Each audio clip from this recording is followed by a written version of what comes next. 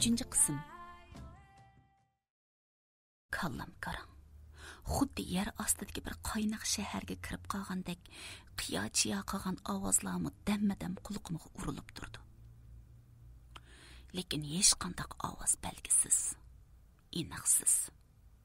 Men uning oldida yana yig'lab sanmaslik uchun shartda orqamga burildim. Aşı sansızlagan belgisiz ovozlarni elib orqamga burildim.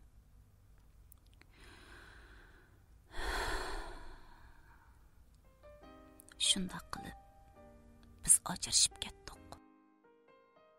Bir nomusliq ayol uchun ajrashib ketishdan ortiq haqorat, xo'rliq bo'lmasa kerak. Oilasining buzilishidan ortiq azob bo'lmasa kerak. Qush uzag'andek bir daldan to'shib, jabdigan uyni o'z qo'li bilan chuvishdan ortiq mushaqqat bo'lmasa kerak. Mening uyim chuvildi. Yuragim chuvildi. Dunyo chuvildi. Kallam qarang. Tilim qetib qolgan. Qadamlarim yo'lda emas, yo'l qadamlarimda edi. Men uchun endi men bu dunyoga opraydi bo'lganda ochiq ingalarimni anglagan. Barliq arzu armonlarim, qayg'u va xushalligimga mehri, sukutlar bilan guvoh bo'lib, meni cho'ng qilgan uylar. Mening birdan bir uyim, illiq oilam bo'lib qolgan edi. Uyga kelsam, opam nima bo'lganini bilmay, eshik oldida meni saqlab turdi. Men gap qilmasdan ko'zlarimda mehr muhabbati va unsiz savollar bilan tikilgan opamning bo'yniga esilib, buqildab yig'lavetdim. Qizimsiz 2 haftani qandoq o'tkazganimni bilmayman. Faqat nomus kuchidan lebimga besib o'tib o'tdim. Oxiri u emas, men chidamadim. Qizimga zodila chidamadim. Uni izlab bordim. U bu yerda emas. Uning men bilan to'y qilishdan avvalgidekla tetik, jo'shqin holati meni texim hasratga soldi. G'ururim eg'ir bosgan ostida yana bir qitim yanchilgandek bo'ldi.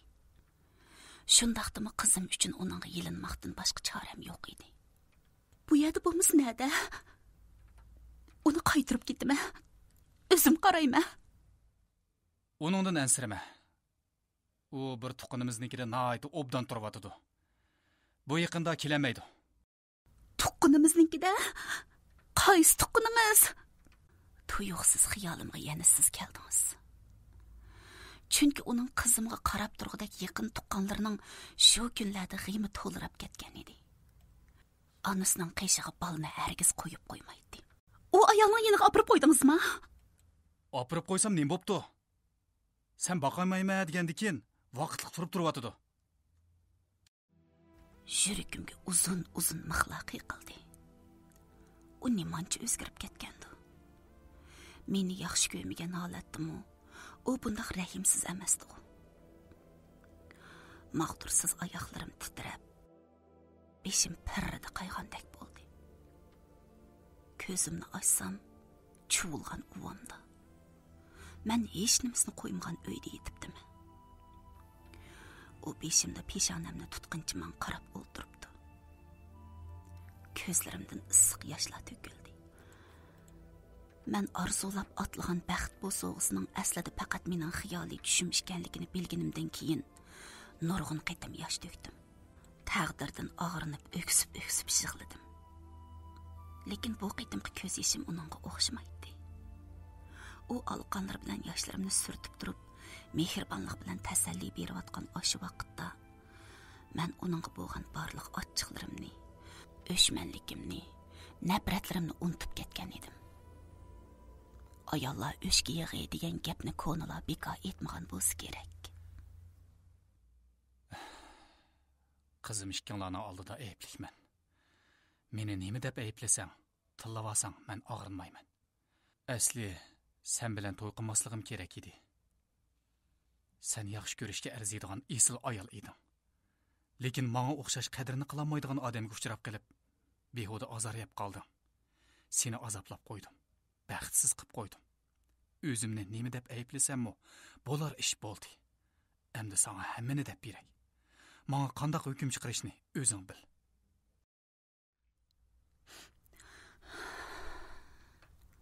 O'zingizni ayiblayvermang. Peshonamizga putilgani shu bo'lsa, tatmay choramiz yo'q.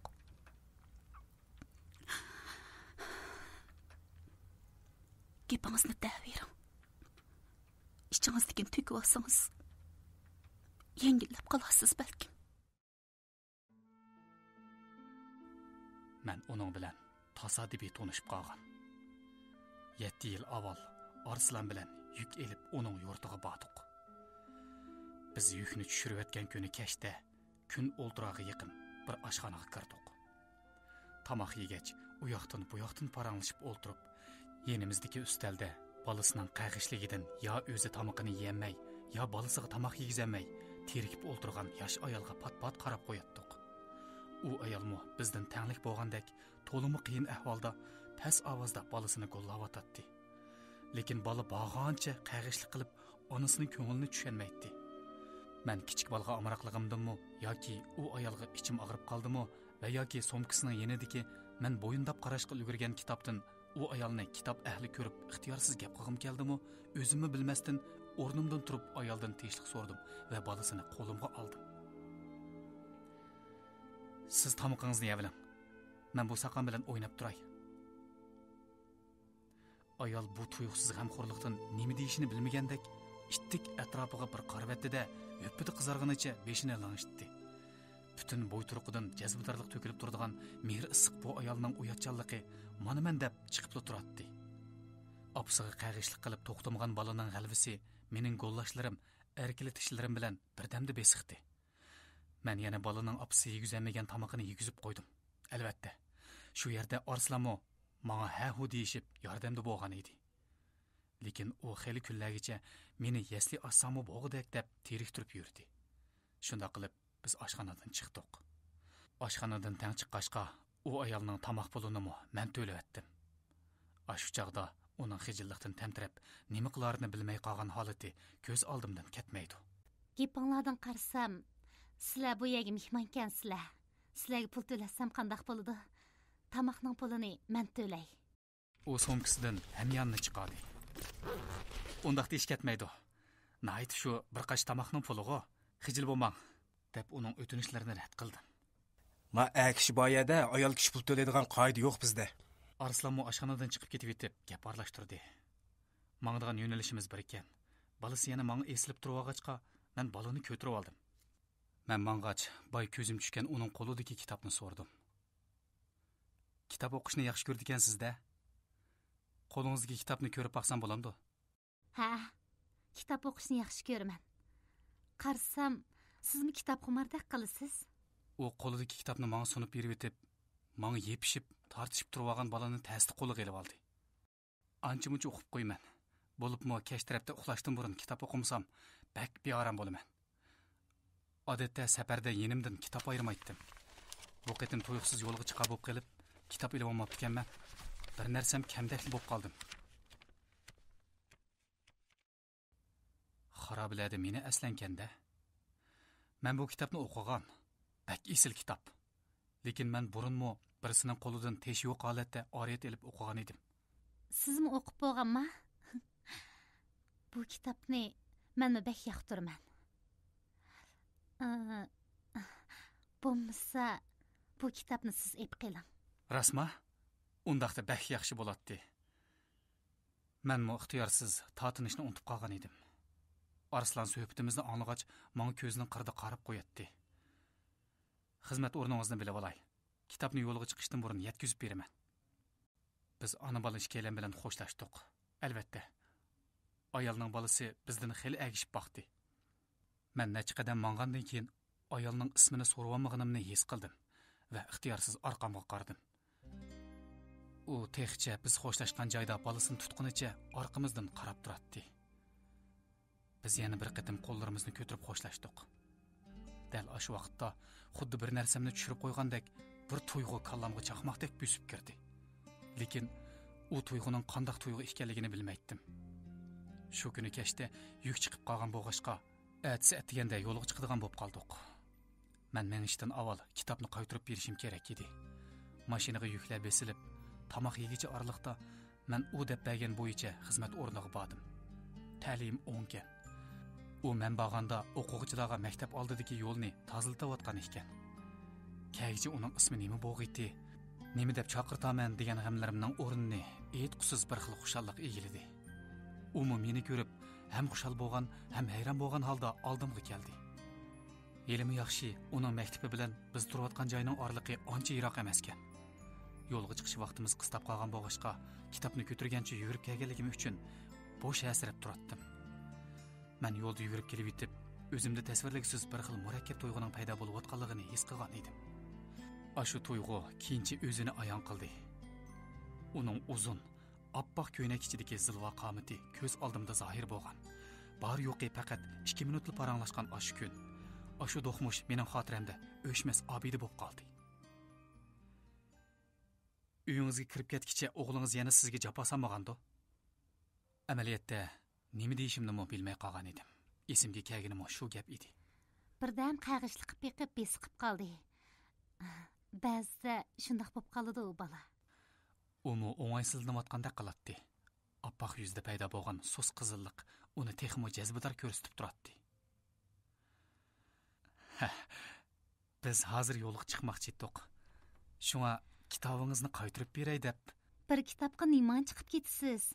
Ep ketaversangiz bo'ladi emasmi? Ilham bu kitob sizda qolsin. Yo'l uzoq, safarda hamroh bo'ladi. U kitobni qaytadan mangsundi. Kelganim yaxshi bo'pti. Sizni ko'rib oldim, da'vatga tasli qoldim. Vaqt qistab qolgan edi. Kitobdagi sizning ismingizmi? Ha. U oddiy javob berdi. Men o kitobni elib xo'shlashdim. Onunğa ismimni deb berishni unutgan edim. So'rashdan xijil bo'lgandi. Shundoq uyatchan tursa, dedim ko'nglimda, uning ismimni so'rab qo'ymaganligini o'zimcha aqlab. Shundoq qilib biz yukni elib qaytib ketdik. Yo'l bo'yi ichimdan urg'ib chiqqan bir xil hayajon meni birda ovozimni bo'lishchi qo'yitib naqshi etqizsa, birda o'y sahrodagi yagona kabiga meni tiqib tashlaydi. Birda qoqoqlatib kuldirsa, birda ig'ir xursindiratdi. Arslan pat-pat ko'zlarimga qarab, miqida kulib qo'yatdi. Yo'l bo'yi ikkimiz nihoyat oz so'zlashdik. Muhabbat bir dadi babala. O birli chaplashdimi? Azob, oqibat, hasrat, nadomatdan boshqa ish yo'q sana. Bo'libmi bir ko'rib kuyib qilishning dadi bek yig'ir. Eng yaxshisi bemasal xiyolingni vaqtida yig'ishtir adash. Ha? Hech yo'q. Sen nimalarni deb ketding? Men chandırmaslik tirishib o'tatdim. Lekin shu gapni deb bo'g'icha, bo'yinlarimgacha qizarib ketganimni his qildim. Shundaqdimi? Nadiki muhabbat ekan u? Xalqning uyi, bolasi bor bo'lsa, yana kelib bir qitim ko'rishganga ko'ngli tushib qoladigan ish nada bor? Deb g'o'dirg'inimcha to'mirlarimda qutirayotgan tuyg'ularni inkor qilishga, Arslanning oldida ko'zlarimdagi pokitni yo'shirishga urindim. Rastdan deganda o'zimni vujudimda tashqinlayotgan bu tuyg'uning muhabbat ekanligini texi to'liq his qilib yetmagan edim va shundoq bo'lishini umid qilmaydim. Biz qaytib kelgandan keyin xeyligacha Arslan bilan ko'rishmadim. Nemishqidir uning bilan ko'rishishdan qo'rqatdim. Uning heyliqi gaplarni dab selishidan andish qilatdim.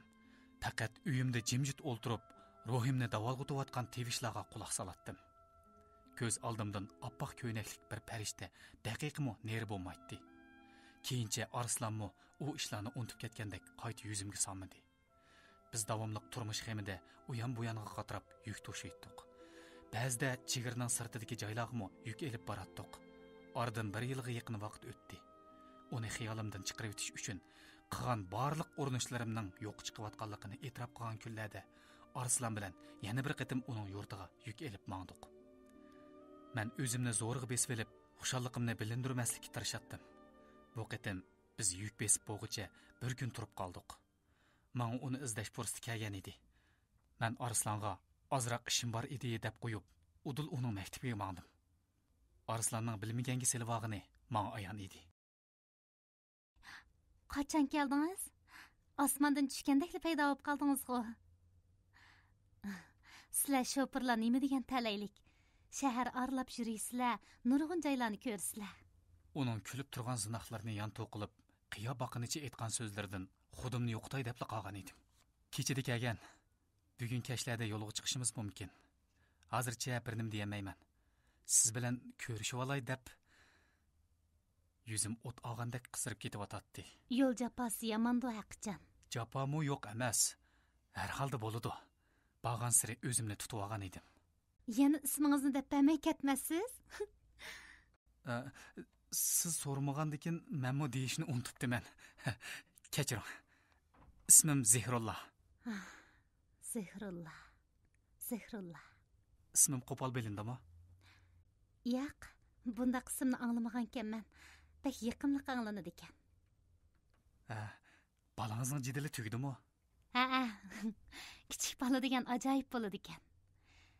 Shu chaqda pek o'ng'aysizlangandim. Shundan keyin bu tarafga o'tmadinglarmi? O'tamidiq. Oldimizda yana gap qilishimiz mumkin. Qarshi olamsiz? Og'zimdan bu gapning qandoq chiqib ketganligini to'ymayla qoldim. Yuzlarim o't olgandek bo'lib, peshonamdan ter chiqib ketdi. Xuddi biralsi mening bu holatimni ko'rib masxar qilayotgandek o'ng'aysizlanib, tilim texmi kalvolishib ketdi. Elimi yaxshi, uning larzan ovozi meni daqiqa ichidagi bu azobdan qutuldirdi. Albatta qarshi olaman. Yo'ldishim bilan oldingizga chiqamiz. Quyosh parlab chiqib o'tdi. Men ko'kda parvoz qilayotgandek tatliq hislarga cho'milgan shu damda olam birdilla qorong'ulashdi.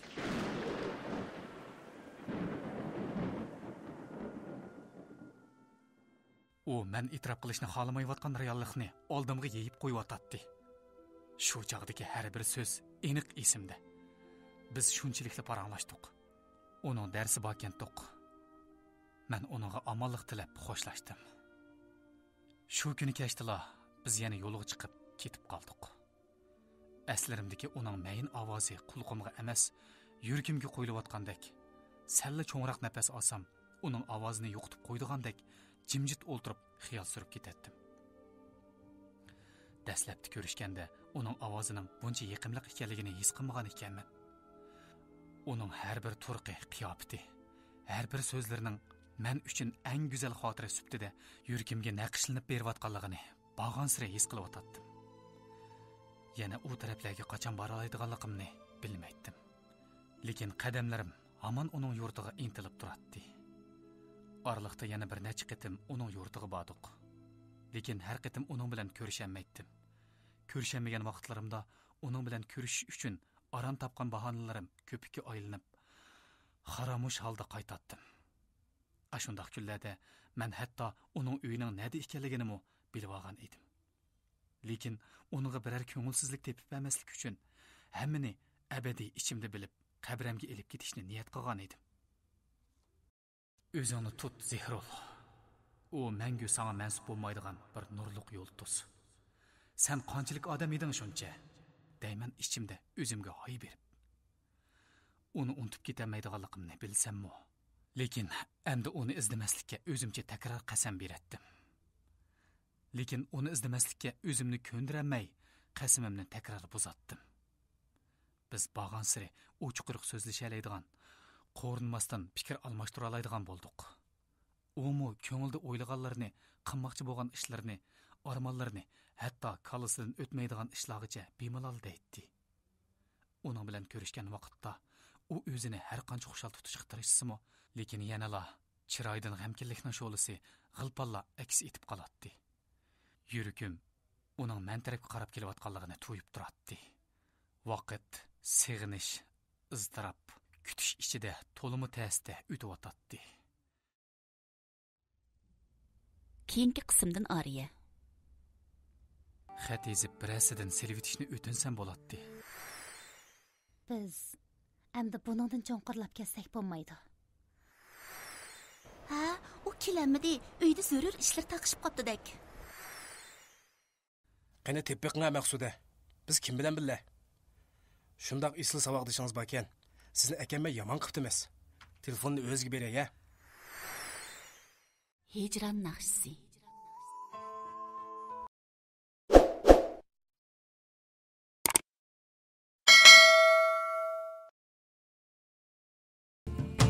4-chi qism. Bizning tanışqanımızga 2 yilchi bo'lib qolay degan bir kuni mashinaga yuk besib yetib, ko'zim ustidan yiqilib tushdim. O'ng qo'lim bilan o'ng putim sungan edi. Put qo'llarimni tangdirib doktorxonada uzun yetib ketdim. U oraliqda 3 oydan ko'proq vaqt o'tib ketgan edi. Xat yezib birasidan servetishni o'tinsam bo'ladi, lekin uydagilarning bilib qilishidan xijil bo'lib, unda qilishga jur'at qilamadim. Meni hamoqatlikda ayblab kelgan Arslonga texmi deyamaydim.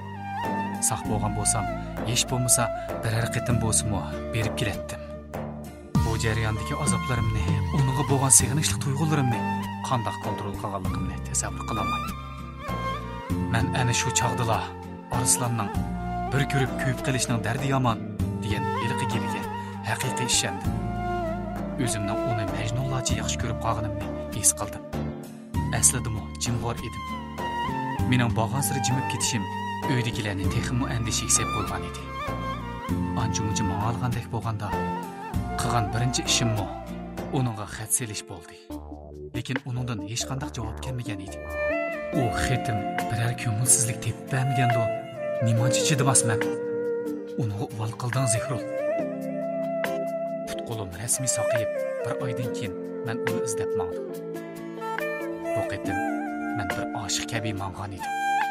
Ko'zimda uning oppoq ko'ynak kiygan ashu nazokatli bo'yidan bo'lak hech nima yo'q edi. Uni yiroqdan bir ko'rib olsam-mu, hisob deb o'yladim. Men udulla uning maktabiga izlab bordim. U ko'zlaridan xushalliq nurlarini tomdirib chiqib keldi. Atayin izlab kelganim uchun, meni ko'rgani uchun uni xush bo'lmadi deyamaydim. Biz yaqin atrofdagi tomoqxonaga berib, tomoq yeyishga paranglashdik. Maqsuda bu necha oyda texmi tatilchaq, texmi latafetlik bo'lib ketgandek ko'rinadi. Men barliq qo'rinish, tortinishni qayirib qo'yib, uning kelish maqsadimni aytdim. Bunda qilishimning to'g'ri emasligi o'zimga ayon. Yana kelib men qiladigan ish amalining tayini yo'q shundaqla bir odam. Lekin men buni ichimga zotil sig'dirolmadim. Navada bir kunlarda turmush yo'lida qayta tanlashga to'g'ri keladigan ish bo'lsa, ikkilanmay meni tanla. Men kutaman. Balki hayotim kutish ishida oyoqlashar. Lekin siz mening kutishimga arziysiz. Men bunga o'kinmayman. Chunki men baribir oshiq. Men sizga oshiq. Necha o'ylanib aran qurashtirgan so'zlarimni turibli qolsam deyamaydigandek tezli davatdimda müramdan ig'ir bir yukni ilvatgandek yengil bo'lib qoldim. Unimi menga mayil bo'lmadi deyamaydim. Ko'rishgandagi xushalliq, ayrilish oldidagi qiyonmaslik uning qalbida uyg'onayotgan tatli hislarni ayon qilib turadi. U hatto menga kuyinib, nima qilishim, qanday xizmatni ishlashim kerakligi haqida taklif berdi. Yordam qilmoqchi bo'ladi. Men aytsi qalbimga liqida qochlangan xushalliqni ilib yurtimga qaytdim. Yana turaverishga bo'lmaydi. Uni tanglikda qo'yatdim. Yana kelib, endi biror muqim ishning peshini tutmasam bo'lmaydi. Men qaytib kelib, mashina ilib kira mashina saylashni qaror qildim. Shunday bo'lganda uni ko'rib kelishimni osonlik to'xtaydi deb o'ylagan edim. Uning bilan bo'lgan aloqamizmi qo'yqilishib beryotdi.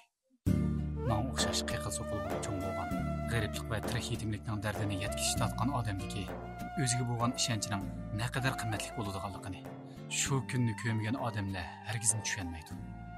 Shu kunlarda men podshoh kabi edim. O'zimga bo'lgan ishonchimning kundan-kunga eshib berishiga ergishib, ishlarimni yurishib beryapti.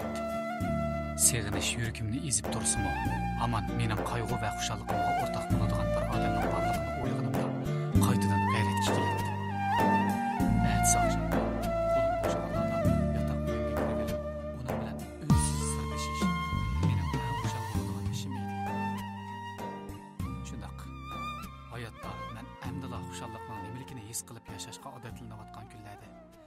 Xushalligimni kuldek to'sib ketdi.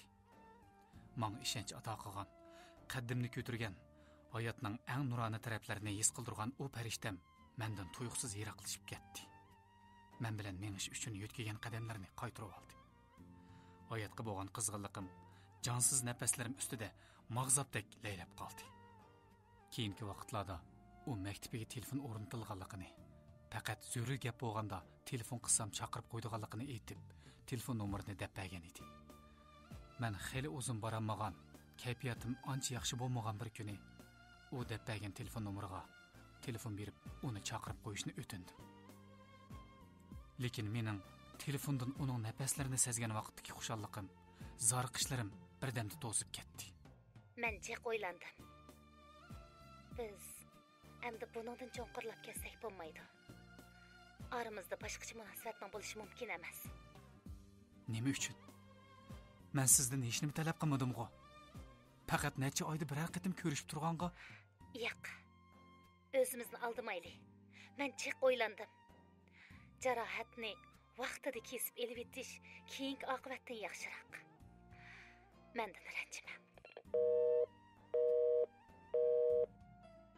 Uning bilan qilishgan ashu suhbat, uning ehtiyot bilan past ovozda aytgan har bir so'zi ta bugunigacha quloq tubimda jaranglab turdi. Degandek shundan keyin menmo izlab boramadim. Faqat bir qatimla urib, menga azob bergan o nomeriga telefonmi qilamadim. O'zimni boshqara olmay qolgan chaqlarda 2-3 qatim telefon qilgan bo'lsam-mu, u yo'q degan javobni oldim. Oxir men taqdirga tan berishga majbur bo'ldim. Lekin texmo g'ayrat bilan ishlashga, bir kunlarda uni uchirtib qolganda boshqacha qiyofat bilan ko'rinishga tirishdim. U hayotga bo'lgan ishonchimni qaytadan turg'izgan edi. U bergan ashu ishonch hamon yuragimda edi. Biz shundan keyin ko'rishmadik. Shu jarayonda talay qatim vaqtning to'xtab qolganligini, men uchun kun tunlarning almashmaganligini unutib qolmayman. Ko'z oldim, atrofim, uzun tunlarim ba'zida turibla oppoq ko'ynaklik ashu farishtam bilan to'lib ketadi. Oradan 2 yilcha vaqt o'tgan avgustning bir chorshanbasi mashinamni sirtdan kelganligi bilinib turadigan xonim sifat 2 ayol kira qildi. Ularni manziliga yetkazguchi bo'lgan oraliqdagi parangadan ularning men kech kunduz zar bo'lib talpingan ashu makondan kelganligini bildim. Uningsizmi ularning gap uramidan yuragim allaqachon bir shapini sezib tipirlab ketgan edi. Sizlar qaysi maktabda ishlaysizlar, xonimlar? Tajriba o'tirda. Tajriba o'tirda? Ajab hayron qoldingiz. Biror tanishingiz bormi? Maqsuda mening saboqdishim bo'ladi. Sizlar bilan birga kelgandi. Lavlarimning titrab ketganini sezdirmaslik uchun rolni mahkam tutqunimcha oldimga qarab oldim.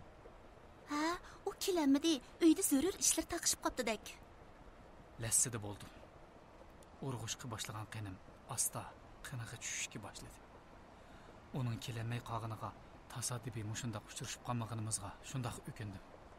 Jimjit olimimda havo guldirlab, taraslab yomg'ir yig'ib ketdi.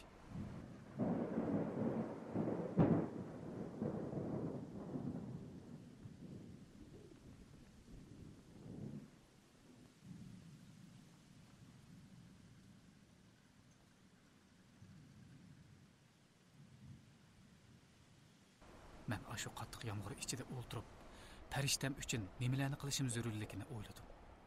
U kelamisimu xizmatdoshlarining hurmatini loyiqida qilib qo'yishim kerak.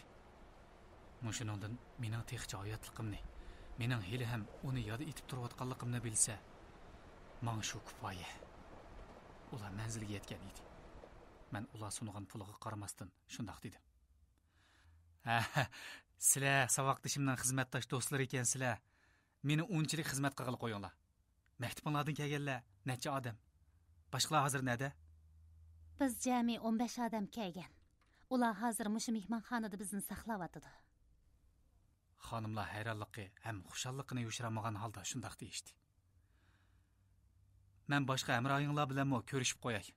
Qolgan gapni shu chog'da deyshamiz. Xonimlar bir-biriga qarashib qo'yib mashinadan tushdi. Meni shirin bir xushallik chirmib olgan edi. Uning uchun hayotimda tunji qatim bir ish qilish fursatiga ega qilgan hayotda minglab tashakkur etdim. Degandek hammaylan ikki xonimni ezib qolamo degan tashvish bilan ularni saqlashib turibdi ekan.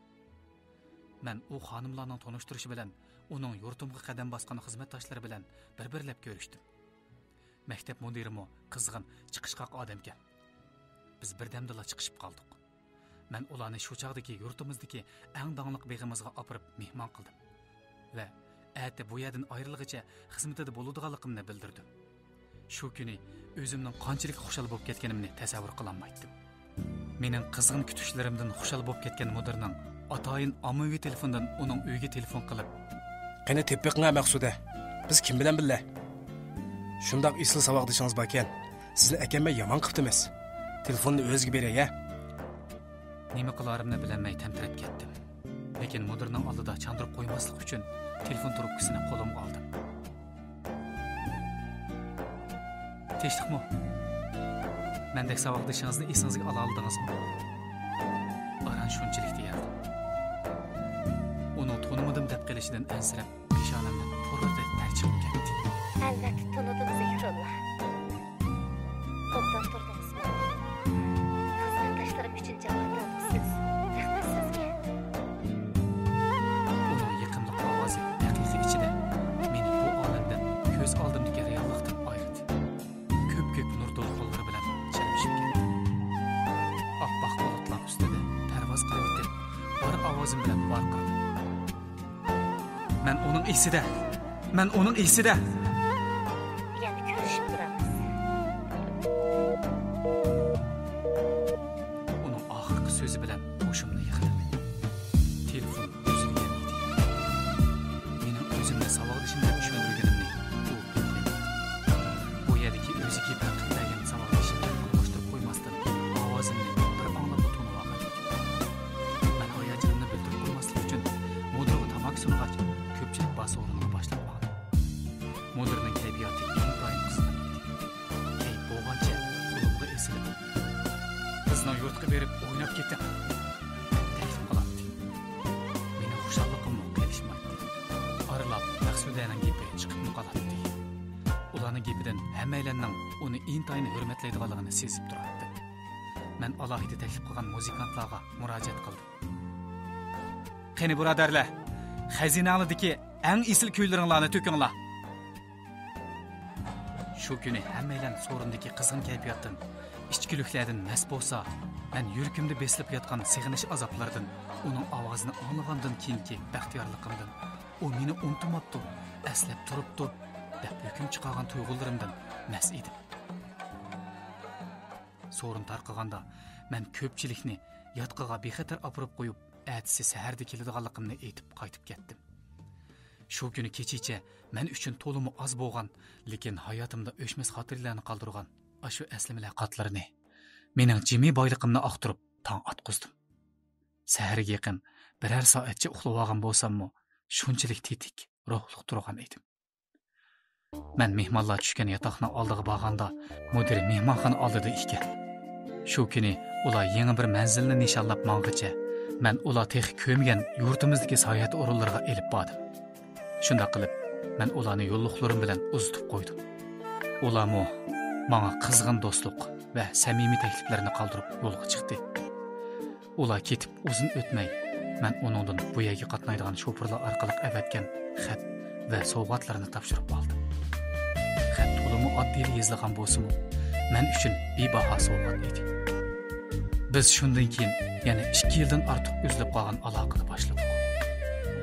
Uni shu chog'da bir ko'rib kelishni shuncha o'ylagan bo'lsam-mu, lekin uyimda orqa-orqadan ba'zi ko'ngilsizliklar bo'lib baramay qoldi. Telefonda uzunda bir ko'rishsak-mu, burunqi g'aribliqim asta-asta uzayotgandek bilinmoqda edi. Ashu kunlarda tog'am boshqalarning qarshisiga ketib turmaga kirib qoldi. U o'ziga rasmiy hukm e'lon qilg'icha mening to'yimni qilib etishni talab qilib turg'achqa, mening to'y qilmaslik haqida ko'rsatgan bahonalarim oqmadi. Hatto o'z vaqtida mening sarsam bo'lib yurishimga sababchi bo'lgan ota-onammi shu yeshimga kelganda bo'lsa-mu, mening so'zimni anglab qo'yay demaydi. O'zim bilgandek, tog'amning salomatligi yaxshi bo'lmag'achqa, shu ishlardan ochiq uyda olgan tog'amning men sababli biror ish bo'lib qolishidan ansirdi. Meni o'z o'g'ildek beqib cho'ng qilgan, ota-onam bermagan mehr-muhabbatni mendan aymagan tog'amni ranjitishga, mendan g'am yeb qo'ygan talablarni o'rindamaslikqa amalsiz qoldim. Oxirida biz to'y qildik. Qolgan ishlar sana ayon. O sen aytgandek yomon ayon emas. Ahvolimizni bilgandan keyin meni aybladi. Yarchi verishga undidi. Lekin mening endi o'zimni ham seni oldig'im yo'q. O ta'til vaqtidan foydalanib qizimizga bir mazgil qarab turmoqchi. Sen endi hammani bilding. Hatta o'y tuyg'ularimdan tortib, yo'shirmay aytdim. Mening bu olamda muhabbatda yana bir tanlashim bo'lmaydi. Mendan qanchalik og'rinsangmi, tillasangmi, men amalsizman. Uning oilasi bor. Shunga u meni azaldan qabul qilgan emas. Bundan keyin shundoq bo'ladigan aniq. Lekin men uningga bo'lgan muhabbatimdan voz kechmayman. Uning uchun qanchalik azob cheksammi, qilchi o'kinmayman. Men endi hayotimni uni seg'inish va kutish bilan o'tkazaman.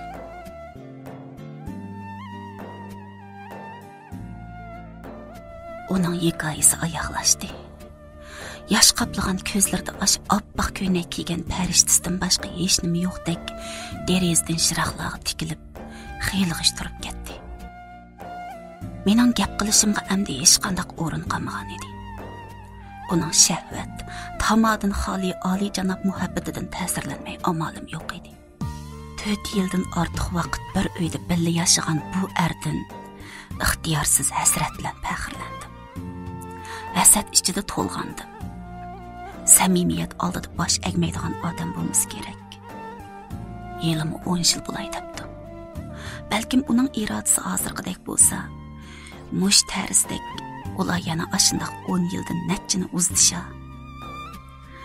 Shu topda o'zimning dardini unutib, uning uchun azoblanib o'tdim.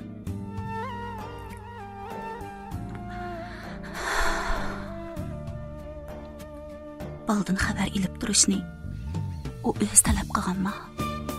Shundoq. Bizning ajrashib ketganimizni aytgan edim. Meni bir muncha aybladi. Ondan opsining boshqa fikri bo'lmasa, men bir mazgil qaray dedi. Men sana demayli opirib qo'ygan edim. Oldingda xijilman. Eri qo'shilamdika balni turg'izsa. Bilmadim. U ancha ko'p gap qilmaydi. Menga faqat o'zim tushundiraman. G'am qilmang dedi. Aniq aytmagan bo'lsa-mu, yo'ldoshi komandrovkaga chiqib ketgan o'xshaydi. O'zimi bolalarga pek amroq ekan. Bolalarning mo dardi yetib oshadi bo'lmasa, uning deyishicha qizimizni bakli yaxshi ko'rib qopti. U sizni yaxshi ko'rdi ekan. Sizlar astoydil paranglashib ketdinglarmi? Yo'q, paranglashsak foydasi yo'q. U meni yaxshi ko'rgan holatda-mu muhabbatimni qabul qilmaydi. Oilasidan voz kechib, men bilan to'y qilishi texnik mumkin emas. Mening ortiq talabim yo'q. Faqat u xushal xuram narsa bor. Men shuni xo'sh. Muhabbatingizdan ta'sirlandim. Lekin siz natijasida aniq bo'lgan osh muhabbatingiz uchun qizimizni yetim qildingiz. Uning qalbiga umrlik dog' paydo qildingiz. Bilaman. Qizim ishkanlarga yuz kelamayman. Seni baxtsiz qilib qo'ydim. Uni unutib ketishim qiyin bo'lsa-mu, oilamni vayron qilish, qizimni yetim qilish niyatim yo'q edi. Sizlar uchun jiqtirishgan edim. Oxir bo'ladigan ish bo'ldi. Uning ümidsizlik va xursinish ichida aytgan so'zlarini anglab, meningmi sizni shundoq yaxshi ko'rganligimni nemishqa bilmaysiz. Haqiqiy muhabbat ikkinchi, uchinchi qaytama bo'lishi mumkin-ku. Muhabbatning dardini tatib turib, yana bir muhabbatlik yurakni og'irtdingiz degim keldi. Lekin hech nima demadim. G'ururim yo'l qo'ymadimi yoki uni aram xudo yashab boqsin deb o'ylab qoldimmi? O'zimni bilmaydim. Balkim ajrashib ketishdan avval mushundaq bir tushunish bo'lgan bo'lsa, oilamiz vayron bo'lmas edi.